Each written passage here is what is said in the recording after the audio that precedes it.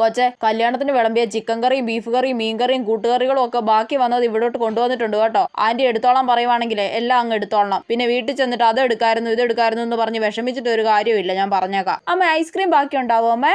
Ice cream ഒന്നും വേണ്ട, നീ കറികൾ അങ്ങോട്ട് എടുത്താൽ മതി. ഞാൻ അവിയലൊന്നും എടുക്കത്തില്ല. പിന്നെ 2-3 ദിവസത്തേന് അമ്മ അവിയൽ തന്നെയായിരിക്കും ചോറിന്റെ കൂടെ തരുന്നത്. നീ തിന്നണ്ട, ഞാൻ തിന്നോളാം. നിങ്ങൾ രണ്ടുപേരും ഇവിടെ നിൽക്കുമായിരുന്നോ? എങ്ങനെ ഉണ്ടായിരുന്നു ചേച്ചി അവളുടെ കല്യാണം? ഞങ്ങൾ വിളിച്ചവരിൽ പകുതി ആൾക്കാർ മാത്രമേ വന്നിട്ടുള്ളൂ കേട്ടോ.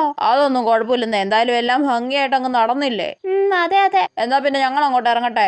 അമ്മ ഇപ്പൊ കറികൾ എടുക്കണ്ടേ? ഓ ഇവിടെ കൊണ്ട്. അയ്യോ നിങ്ങൾ ഇറങ്ങുവാണോ ചേച്ചി? പിന്നെ കുറെ കറികളൊക്കെ ബാക്കി വന്നിട്ടുണ്ട് കേട്ടോ, നിങ്ങൾ അതൊക്കെ അങ്ങ് കൊണ്ടുപോ. ഓ വേണ്ടെന്നേ, എടുക്ക് ചേച്ചി അങ്ങോട്ട്.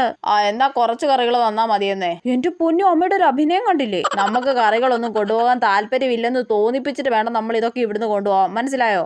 അമ്മ ഒരു സംഭവം തന്നെ. ഇത് മോളെ കറികളൊക്കെ എടുക്ക്. Anti ice cream ബാക്കിയുണ്ടോ? ഓ അവള് നാണം കെടുത്തി. സോറി അമ്മ.